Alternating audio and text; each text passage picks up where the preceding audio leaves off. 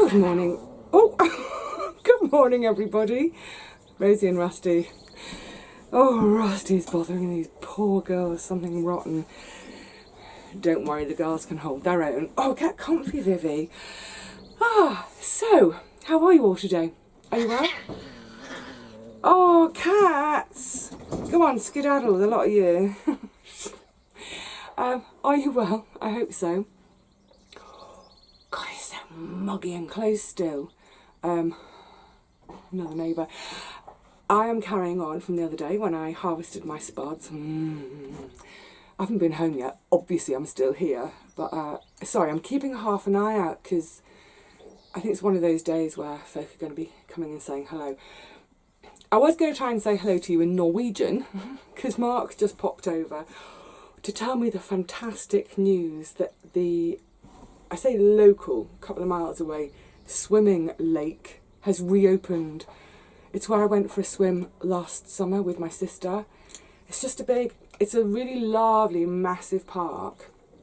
And it's a man-made lake, but they basically dredged this massive lake out of it. So it's like wild swimming in London. You know, you swim with the ducks, there's weed in there. It's just my adored kind of swimming. I can't bear swimming indoors in chlorine. Ugh. Anyway, he just popped over to let me know that they've reopened. Yay! And they're doing it on a booking system so that there aren't too many people swimming at once. So yeah, I'm definitely going to have to look that up. Now, when I went last summer, it was free. Now it's all kind of roped off because people were stupid last summer. So I don't know if there's a cost involved or not. We'll see. Anyway, yeah, so he came over to tell me that, and at the same time was telling me he's been learning Norwegian. That is a difficult language, isn't it? Literally everything he's just told me 2 seconds ago, I've already forgotten. I speculate, you see, that it's because I struggle with the Northern European languages, and I think it's because the Southern European ones are too... and that's how my brain works.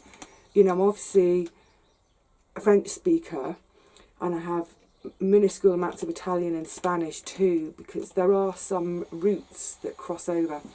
Anyway, why am I telling you all this? I don't know. Just giddy. Just happy to be starting on my next session in the garden. And now it's going to be a real mixed bag. A mixed bag of jobs to do for the weekend, like they say on Gardener's World, except it's not to do on the weekend, it's to do whenever you get a chance. We're into that time of year where, you know, things are finally starting to grow away. One would normally expect this about 2 or 3 weeks ago, but obviously, as I've been saying all along, the garden is a little bit later this year than it normally would be.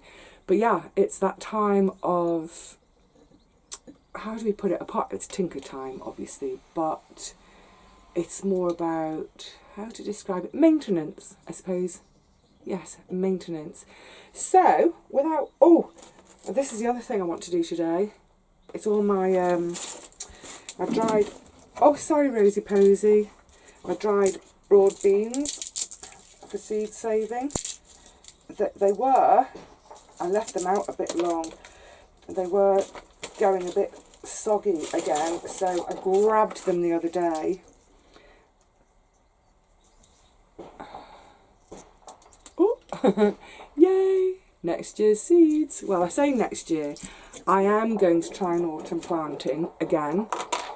I've never had issues with autumn planting until last year when the mice had the lot. So I'm probably going to do 2 different things this year to hopefully fox the mices. Anyway, that's for much later in the year. For now, come on, let's go up the garden and see what little jobs need doing. One of my little jobs today is to have a wander around the whole garden to spot this. Oh, that can come out, a little bit of grass. This stuff.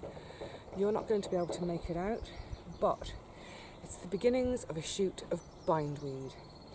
So, I've mentioned bindweed goodness knows how many times before. I do have a bindweed problem here. It's generally on this side of the garden, so this far path, under the rose bush, this bed, and the next bed up in the potato bed. That's where I get it. It has crept in from elsewhere. What I try to do either, well, kind of both spring and autumn, when I'm having a dig, is go down and try and get as much out as I possibly can, and that massively weakens it. I'll never eradicate it completely, but just weaken it. Then in the summer, as bits come up, I can do one of two things. I can either just keep pulling at it, get rid of it, or X marks the spot, know where it is, so that come the autumn, I can follow it down. So what I like to do, just a bit of old cane in the ground right next to it, and then what that means is, obviously it's marking the spot for me that I need to then go down in the autumn. But the main thing is that now, during the summer, as it's growing, it can wrap itself up this cane rather than around my plants and strangle the living daylights out of them. Of course, I could try and dig this out now, except, and this is why I'm mentioning it, I've got crops all around. Well, there's a blimmin' cocoa de pampole that the slugs have massacred. Do you know, I've never had problems with slugs on the cocoa de pampole before. This bed, and I've got a feeling it's because of my neighbour's lack of maintenance there, this bed's really suffered from the slugs. This was my fennel bed, no fennel.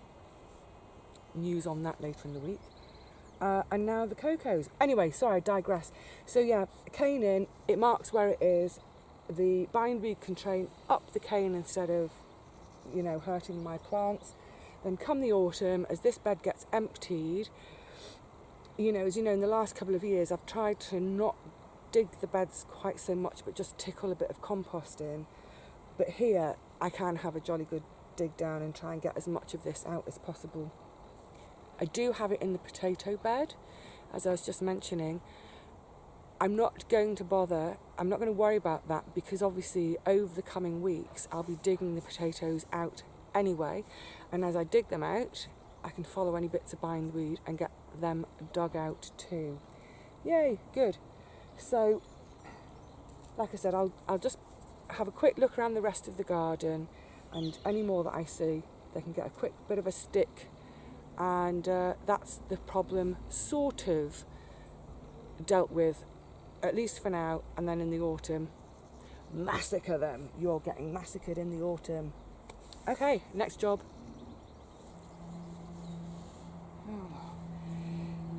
In the last couple of weeks, all the squash plants are really getting established. I think they went in, it's about a month ago, when we were super duper warm. We had that extra little heat wave at the end of June, and then we've had this sort of damp, drizzly weather to start July. I think the combination of the warmth and just enough moisture has really got them going. So I'm at the stage now where probably about once a week, keep an eye on them for tying in. Now, I actually, can you see? Lovely, lovely fronds. They are putting out all their lovely grabbing fronds. They want to do it. But at this stage, they're still quite early in the grabbing stage. I do like to tie them in. Not massively tightly. Tight to the TP, but not tight to the plant. Just as a little guide of where to go. I mean, the trailing types as opposed to the bush types will quite happily climb, but it's just that thing initially of giving them a bit of guidance, securing them until they can get their little tendrils properly wrapped around and held on tight. And I think one of the things, I love growing squash because, well, let's face it, as a veg to eat, it's gorgeous, versatile, I love it because all the different shapes and colours, it's always a joy to see them, especially as we get into September and all the foliage is starting to die back and they all start appearing. But I just love their tendrils. There's something about them, that this little miracle of nature, that's something so fine and delicate looking. And then they grab on like iron. And I love the fact that once they get going, once they actually decide to start doing their growing, wow, they're rampant. Do you remember at the beginning of July? Oh, now we've got helicopters as well. I can't see because I'm under this massive bog. Yeah, that's for another video. I completely lost my train of thought. Yes, at the beginning of the July tour video, I was saying that, let's come back in a month and it should be a gorgeous mass of green. Well, it's getting there. It's gradually getting there. These that I'm tying in at the moment, these are the Jack B. Little. I can't even remember what they're supposed to look like. They are new to me this year. I've not tried them before. But so far, the growth, ants. The growth is so lush. Beautiful colour in the leaves. I am definitely loving them so far. Thanks, little plants. Do well for me, please. Another once a week job at this time of year is tomato cares. Getting the little side shoots out, tying them in, just giving them a check over, looking to see if I need to prune any leaves out. So I gave them quite a big pruning. How long ago was it? About 6 days ago, because we'd had the blight warning. I don't want to jinx myself, but so far so good. So they'd had I gave them a massive going over. Like I said, it was 5 or 6 days ago, doesn't matter, whatever. So I'll do this sort of cares about once a week. And because we're going to be dry for a little while, I'll probably do an aspirin spray today as well. But I wanted to show you something that's a little bit odd. It's down here, so I'm going to have to bring you in close. Now, and there's one there as well. I've never seen this before, and it was really weird because the day that I'd had my blight warning email and decided to scrap my plans for that day and get down here and look after my tomatoes, Paul had done likewise, but he'd done his bit before me. And he mentioned this phenomena too. Like I said, I've never seen it before. I'm going to show it to you. And then I think I'm going to get... it's lots of little... Do you know what? I think it's because it's so humid today. There's suddenly loads of little gnats and things around. Yeah. Let me show you what I'm talking about. And see if any of you have experienced this before. Okay, so this is what I'm talking about.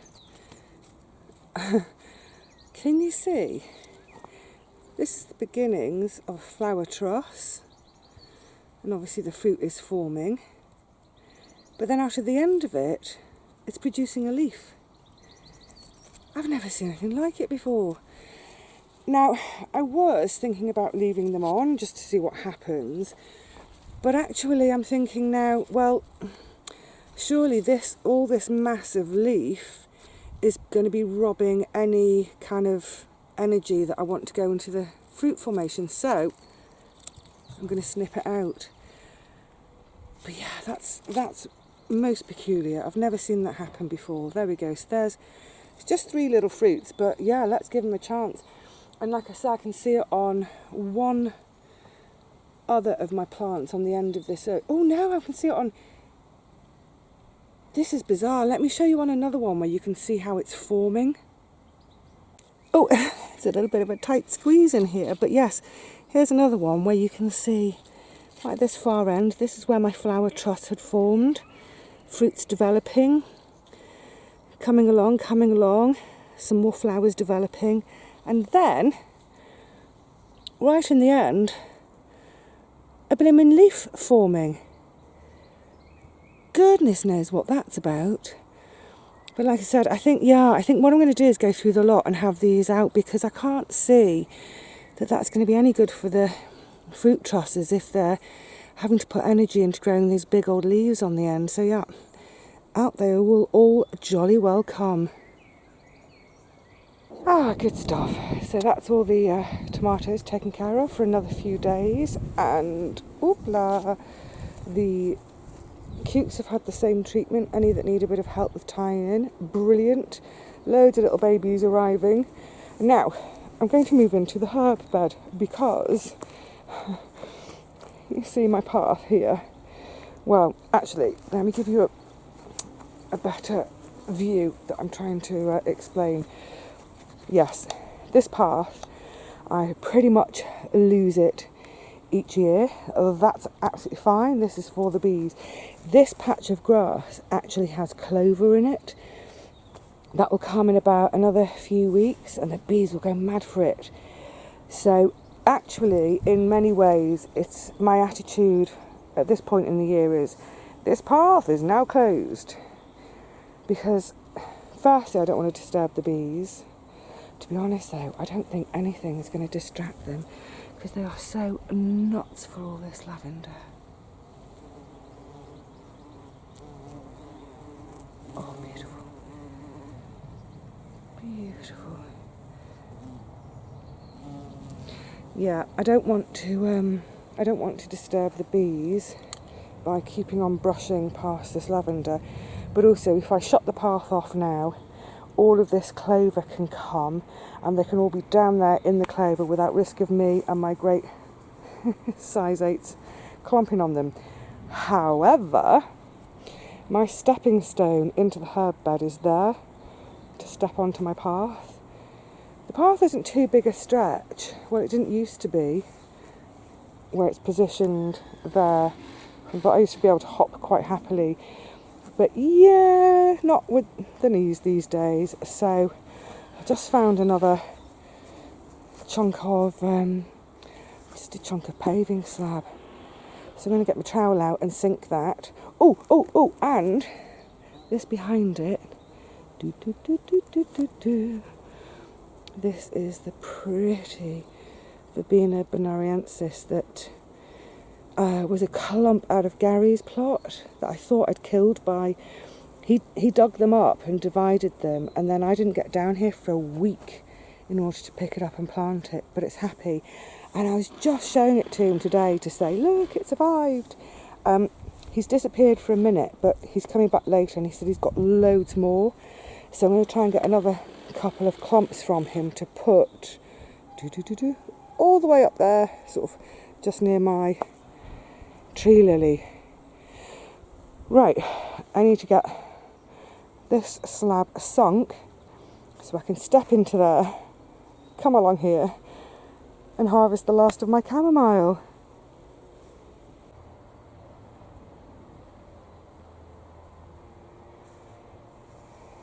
It's definitely a day for relaxing and going a little bit more slowly.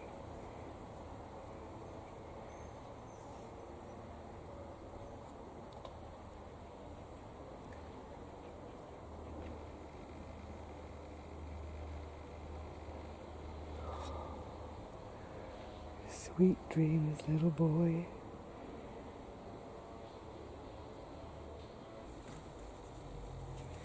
Do you know what? I love these kind of days, these sort of odds and sods days, and fortunately the worst of the building noise seems to have stopped somewhat. And now that I'm down here, a couple of bits of weeds. Yeah, I just love these days where I can... So many little jobs, none of them are particularly significant, but just get on with them. And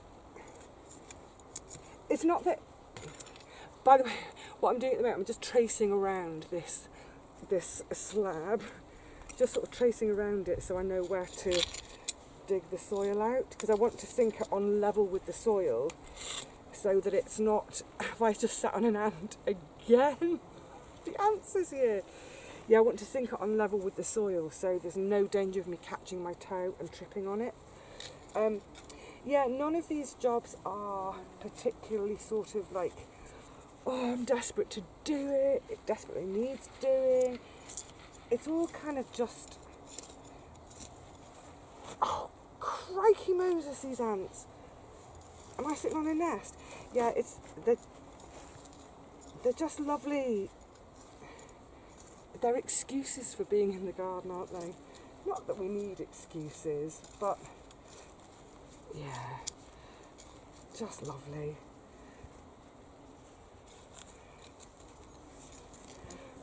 I love summer. Oh, just everything seems like such a pleasure. I say none of the jobs are must-do jobs, but of course the tomato cares, I do consider those a must-do job in terms of blight fight and, you know, trying to get the best harvest possible from them. But all the rest, we're firmly in the chill zone. Is that enough?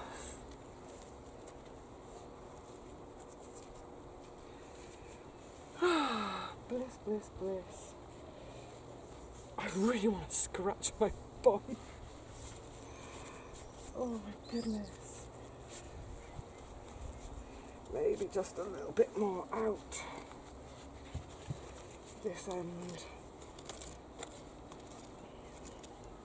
The ground is a little bit compact here because I've had this stone sitting on the top for a while to step on. I can't remember what happened to make me put it here, as in I can't remember the specific occasion, but I was just trying to hop over onto the path from here without this stepping stone, and I basically went flying, absolutely flying, and hurt myself. So I thought, oh, for goodness sake, old lady, give yourself a stepping stone. Good. Oh, another ant. Yeah, so hopefully I can get that for being a cutting or division from Gary this afternoon. Add it to the flowers at the top of the garden, it'd be lovely. The tree lily is really getting ready to burst. But never mind. Oh, ants! Ow, ow, ow, ow. Never mind that. I need to stand up, I need to shake the ants out of my pants. And then I can pop over there and get the very last of my chamomile out of the garden. Excuse me.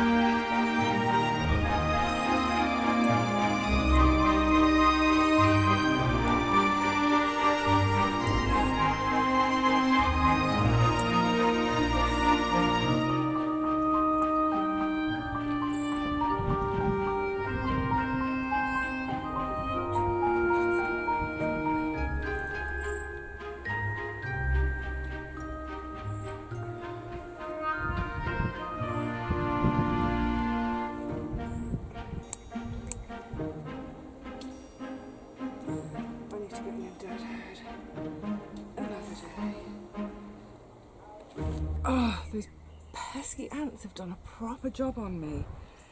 all around where the cuffs of my gloves are, just a ring of stings, driving me insane. And that one on my bum cheek, that I feel through my leggings. I can feel 5 big bumps that aren't my bum. And look, this is a lesson to us all.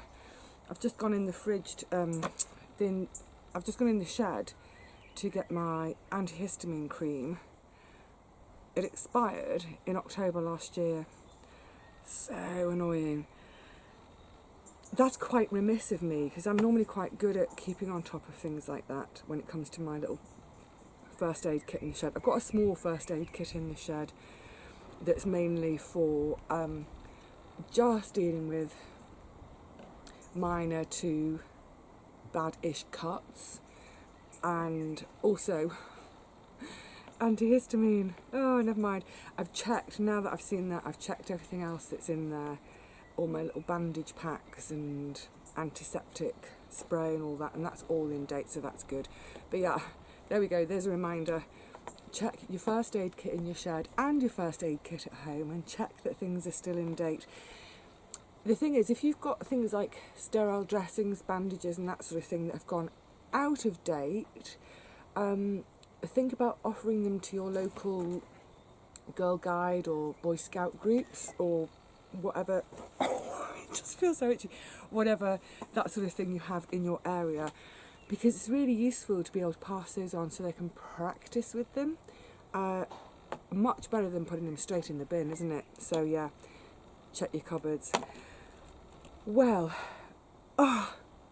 what a fabulous morning so far. Harvested my spuds, as you saw in the last video. To go with them, I'm not harvesting them until right at the very, very last minute before I go home, but I'll be having some salad leaves out, and like I said, an onion and or some of my little skinny leeks. I'm scratching, I'm so sorry. Do you get that thing as well where if someone starts to talk about how itchy they feel, you then start to feel itchy? Are you all feeling itchy and scratching right now? Go on, have a good scratch. Have a good scratch. Yes, I will harvest those right at the end of my session, because I'm going to carry on now because it's that kind of day. My next session, and I might bring some of it to you, is going to be a bit of a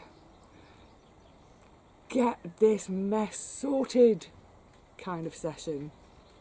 Also, I don't want to go home just yet, because as I was mentioning, Gary's just gone home for lunch, and when he comes back from lunch, I'm going to go over to his garden and see where I can nick one of his verbenas to add to my little section of flowers just up by my plot number sign. So, I'm going to say cheerio to you all for now.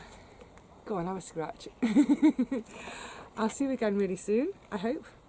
I will see you again soon. Not sure exactly what I'll be doing, but I'll be doing something somewhere that's fun. So until then, please look after yourselves, look after each other, look after your beautiful plants and your bees and your butterflies and all the other gorgeosities that come to your garden. See you soon.